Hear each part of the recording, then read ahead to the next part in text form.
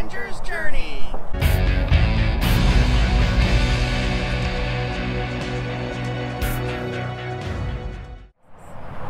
Today, we're going to check out the Texas Prison Museum here in Huntsville, Texas. Come on, let's go. This is a monument here. It was dedicated September 11th, 1998 to mark 150 years of corrections in Texas. And if you can tell, the spire in the middle is iced over. We're only 2 days after Snowmageddon here in Texas, guys. 2 days above freezing temps. So this is what we still have here. The monument is covered halfway in ice. This is how they washed the clothes in the all the way up until the 50s. I don't know if you can see it very well there, but here's the actual big kettles that they used to wash their clothes. Right across the street, actually. Right over there, the prison is still active. All right, let's go ahead and go through these doors. Follow me and I'll take you around.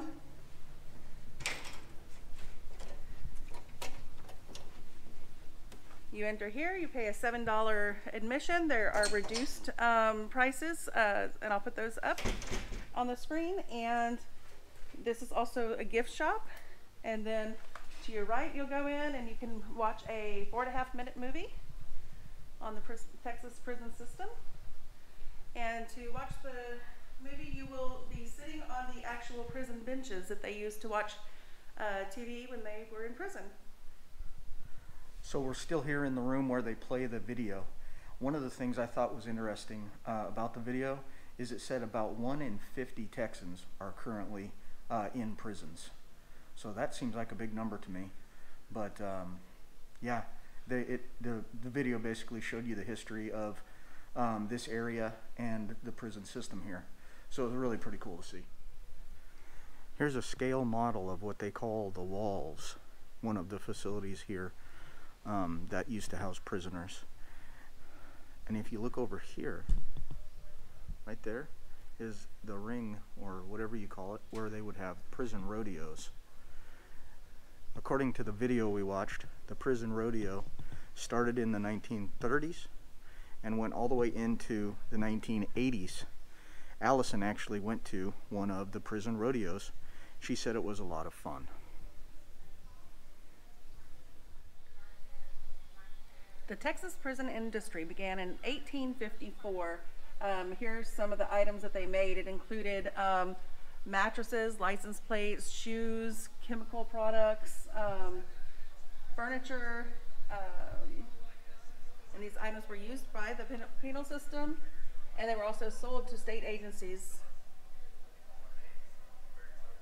And they taught valuable work skills.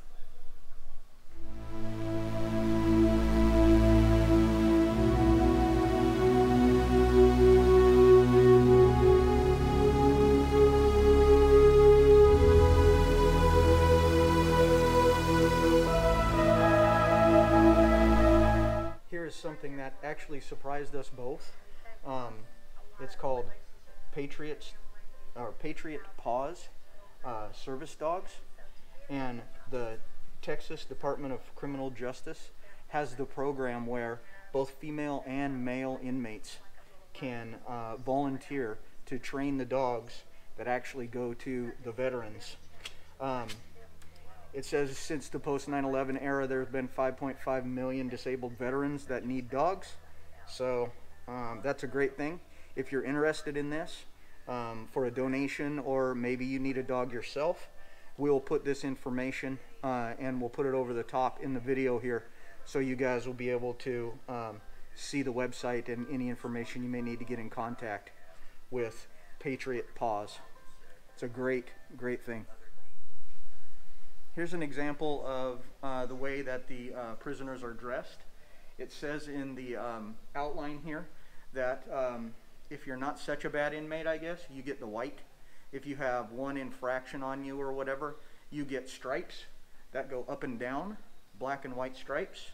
And then if you're really a bad guy, the stripes will go around you.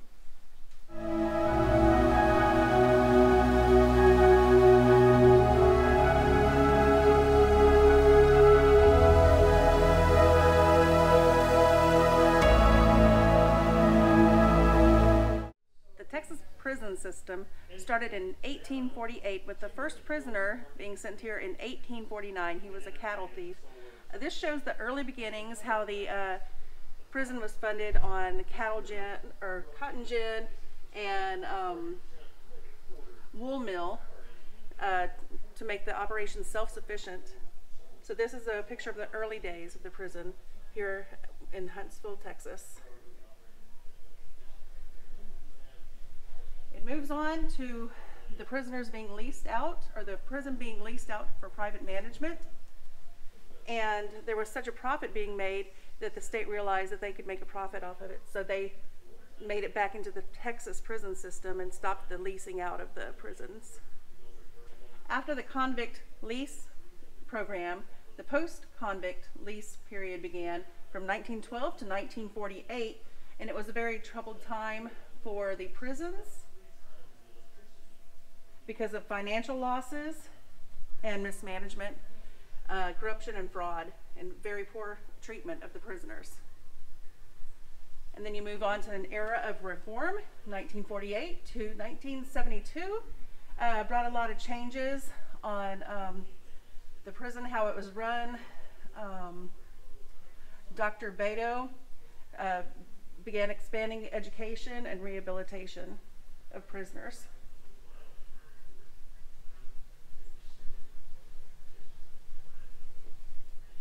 There was a federal lawsuit filed against the Texas Department of Corrections, which brought along further changes. That was Ruiz versus Estelle, I don't know. And here we have the modern prison system, 1972 to present. There's been a lot of reform, a lot of changes, and great expansion in the prison system. And this just talks about life in the prison, housing, work, recreation, religion, education, rehabilitation, and property.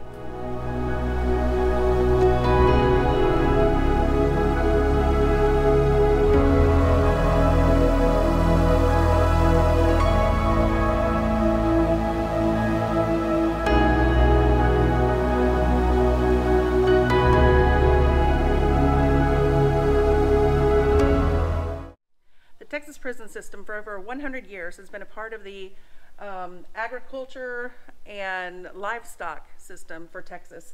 There have been cotton and different produce and livestock that the prisoners have tended, and they gain skills such as ranching and equipment operation, welding, and mechanics as part of the rehabilitation system.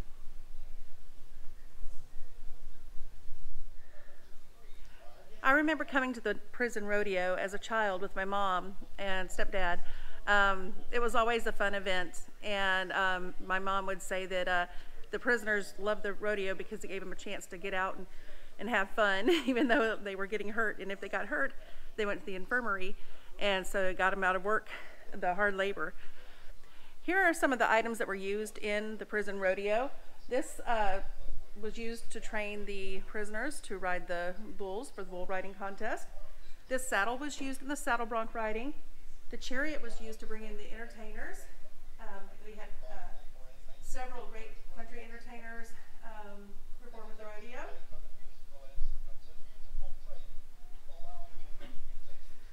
The chariots were pulled by Brahma bulls in races, and you can see the prison rodeo uniform. One popular event was called the hard money event. The prisoners were dressed, male prisoners were dressed in red shirts, and there was a tobacco pouch tied between the horns of a bull. The prisoners, whoever was lucky enough to get that pouch from the horns of the bull and take it to the judges, would get the money that was in that pouch. The prison put $50 in it, and various donors made it up to $1,500 in value.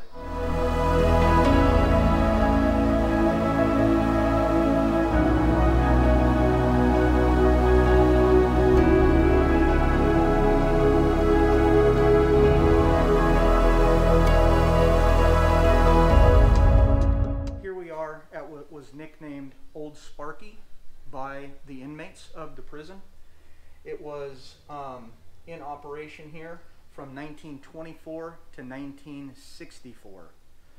I won't go into all the details of how many people, but they nicknamed the prison inmates, nicknamed it Riding the Thunderbolt. So Old Sparky, when you went to meet Old Sparky, you were considered riding the Thunderbolt. Here's a look at some of the furniture they actually made in the prisons for sale. Some really nice wood working stuff there with the tables and the baby carriages or the cradle or whatever there. And then you come over here. This is a clock, and it says Ellis Woodshop, handmade by inmates.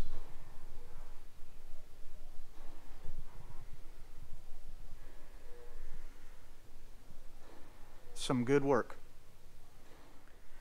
These are some of the items that the workers used to get for certain time served as corrections or whatever the case is.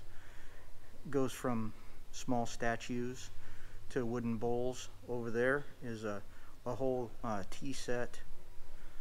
So some pretty cool stuff. Then it said in the 1980s when the boom happened and there were so many employees coming in, it's when they stopped the reward program. So none of these things are being given out anymore for service. The Texas prison system has required all male inmates to be clean shaven and short haircuts. Upon arrival, one of the first things that happens is that they would get a shave and a haircut. Recently, standards have relaxed to allow longer hair or facial hair for religious beliefs. This was a real cool carving that we found. It was done by an inmate. He asked if he could have this stump to piddle on in his spare time. He actually carved all of this by hand. He was pardoned and got out of jail prior to being able to finish this, but he violated his parole, so he ended up coming back and finishing it up.